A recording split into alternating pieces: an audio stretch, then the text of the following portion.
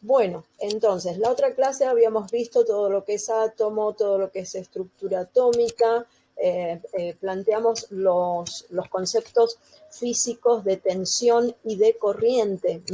Decíamos que la tensión es como la fuerza que se necesita para que fluya una determinada intensidad de corriente. Recalco el hecho de que, porque lo van a ver en muchísimos libros, se le dice apropiadamente tensión o nivel de tensión a lo que todo el mundo le dice voltaje.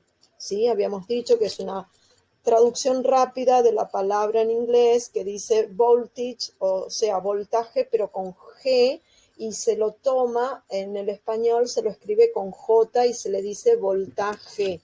En realidad, la forma correcta de decirlo es intensidad, nivel de tensión. Y a la corriente se le diría, con nombre y apellido, intensidad de corriente, pero básicamente le decimos corriente y está todo bien. Entonces habíamos planteado los conceptos de tensión o nivel de tensión y de corriente. Entonces, hasta ahí más o menos habíamos llegado. Yo necesito que eso ustedes lo lean y lo vuelvan a leer tantas veces como necesiten hasta que estén seguros de que lo entendieron. ¿Qué otro concepto importante encontramos? El de resistencia, que básicamente, como lo ven acá en el libro, es la oposición a la corriente. O sea,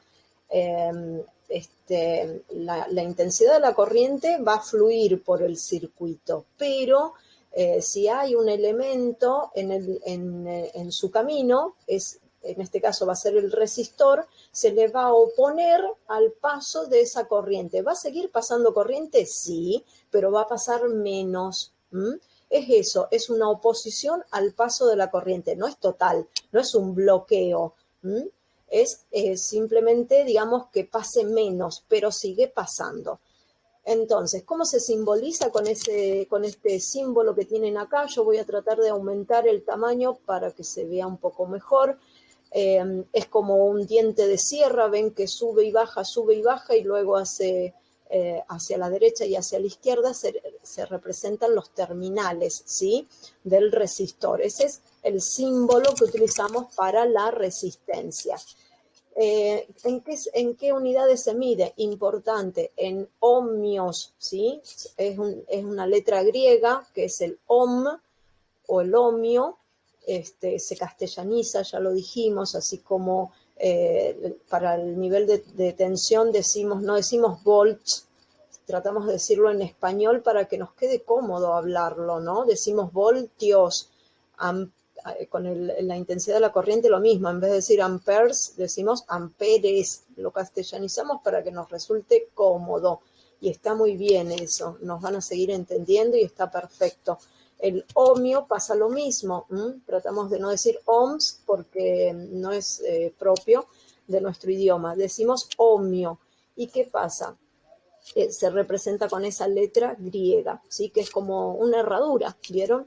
Bueno, acá también el libro nos plantea que el inverso de la resistencia es la conductancia. Ven que es inverso, conductancia se expresa con una G y es igual a 1 sobre R. Eso significa inverso. ¿Por qué? Porque la R está abajo, no está arriba como numerador, está abajo, entonces su relación con la G, que es la conductancia, significa que son inversos. Así que la unidad en la que se mide la conductancia son los siemens. Y bien, se simboliza con la letra S mayúscula. Así que bueno, fíjense, algo muy bueno que tiene el libro, entiendo yo, es esto que dice repaso de la sección. Y tiene una serie de, a veces son preguntas, a veces son oraciones afirmativas, por ejemplo, en el número 7, 8 y 9, define el término de resistencia, etcétera. Esto está muy bueno. Yo creo que es un elemento, una herramienta que tenemos muy, muy buena a mano para que yo vaya viendo, yo digo como si fuera un alumno, ¿no? Para que el alumno vaya viendo si lo entendió. Entonces, ¿qué tienen que hacer ustedes? leer y luego tratar de responder esto, pero con sus propias palabras. ¿Ah? Eso significaría elaboración propia. Atención, con sus propias palabras, pero respetando un lenguaje técnico, ¿no? No significa que yo voy a decir coso, no significa que yo voy a decir, bueno, voy a tomar aquello, se entiende, ¿verdad? Significa que lo voy a decir con mis palabras, pero con un lenguaje técnico. Así que bueno, salvo las definiciones que generalmente son cosas que uno no puede cambiar. ¿Por qué? Porque las toma así como están. El resto lo podemos llegar a decir con nuestras palabras dentro de lo que es técnico, ¿sí? Y luego, ¿qué pasa? Llegamos a esto que dice fuentes de voltaje y de corriente. Yo voy a volver, no voy a cortar la grabación, pero voy a volver a la pantalla para saber si ustedes tienen alguna duda. ¿Alguien me quiere decir algo hasta hasta donde llegamos? ¿Está claro? Pueden contarme si lo entienden, si no lo entienden, si vamos bien o no vamos bien. Porque estoy viendo la pantalla y si alguien escribe lo voy a poder ver. ¿Se va entendiendo, gente?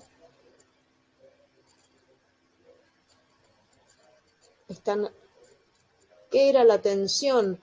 La tensión es la fuerza que se necesita para que fluya la corriente eléctrica.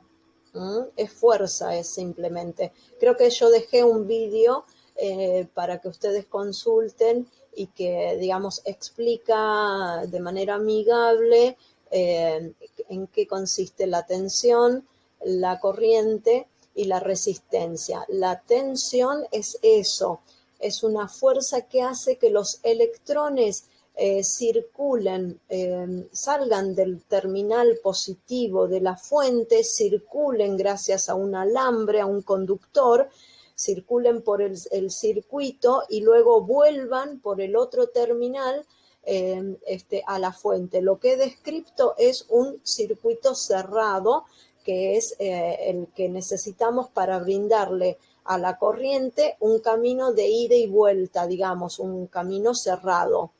¿Está un poco claro entonces?